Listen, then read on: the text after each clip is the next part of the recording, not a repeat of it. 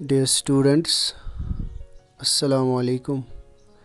Hope you are well, and I also hope that you are constantly in touch with your studies and are not wasting your precious time.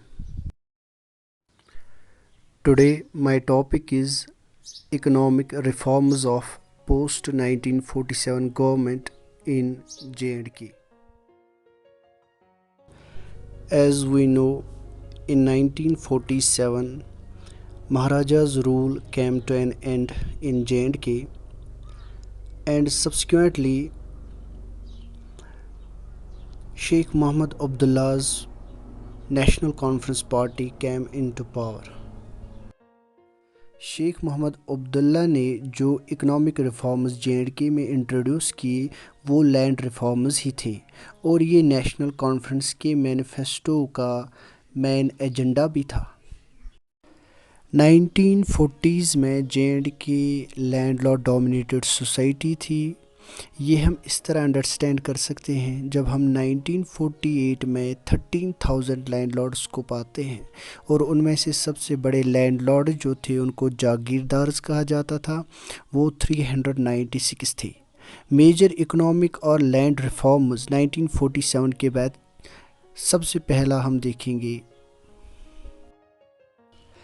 Tenancy amendment act of 1948। ये असल में 1924 का tenancy amendment act था, जिसको 1948 में amend किया गया।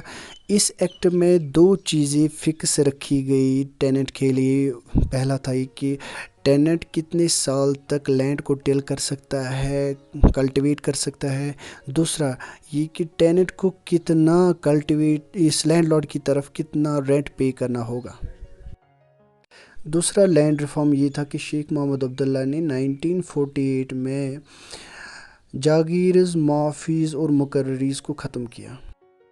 जागीर्स क्या थे? जागीर असल में वो लैंड ग्रांट्स थे जो उन इंडिविजुअल्स को दिए जाते थे जो अपनी मिलिट्री सर्विस प्रोवाइड करते थे महाराजा को, और महाराजा उनको तनख्वाह के बदले में लैंड ग्रांट करता था, जिस लैंड ग्रांट से वो अपना रेवेन्यू कलेक्ट करते थे।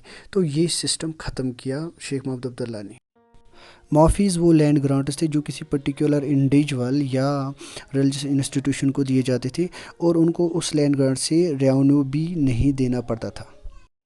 मुकर्ररीज वो इंडिविजुअल्स थे जिनको फिक्स्ड कैश ग्रांट्स मिलते थे, और चकदार्स वो लैंड टेनेंट्स थे जो इंटरमीडिएटर का काम देते थे between proprietor of land and cultivator. इन चकदार्स को भी लैंड रेवेन्यू नहीं देना पड़ता था। ये सब चीज़ें शेख मोहम्मद अब्दुल्ला ने ख़त्म की। तीसरा जो लैंड रिफॉर्म था वो असल में एक स्कीम थी जिसका नाम था scheme of grow more food. ये स्कीम 1949 में शेख मोहम्मद अब्दुल्ला ने लॉन्च की।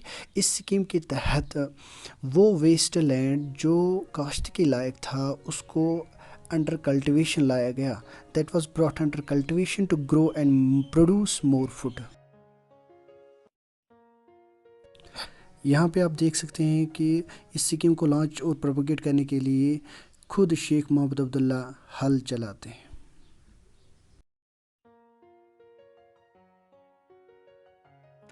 चौथा जो सेटअप था इकोनॉमिक रिफॉर्म था वो था एक एक्ट जिसका नाम था डिस्ट्रेस डेब्टर्स रिलीफ एक्ट। इसको इनेक्ट किया गया 1950 में। इस एक्ट के ज़रिए जितने भी पॉवर्टी स्ट्रगल लोग थे कश्मीर में, जिनको बहुत ही कर्ज चढ़ा था और उस कर्ज की वजह से वो बेहाल हुए थे, उस कर्ज को बहुत हद तक कम किया गया। 290 लाख का कर्ज रिड्यूस किया गया 98 लाख में।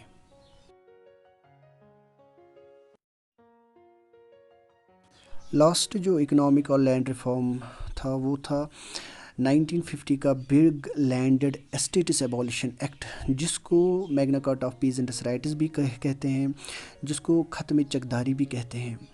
इस एक्ट के ज़रिए हम देखते हैं कि टेनर जो था, जो लैंड टिल करता था लेकिन लैंड उसकी नहीं होती थी, उस पर कोई इसका हक नहीं होता था, अब लैंड उसकी बन गई। दूसरा ये कि लैंड कितना रख सकता है एक टीनेट, वो भी फिक्स रखा गया 186 कनाल्स तक। यहाँ पे आप देख सकते हैं कि Magna Carta of peasants rights पे शेख मोहम्मद अब्दुल्ला साइन कर रहे हैं। That's it and that's all. Thanks.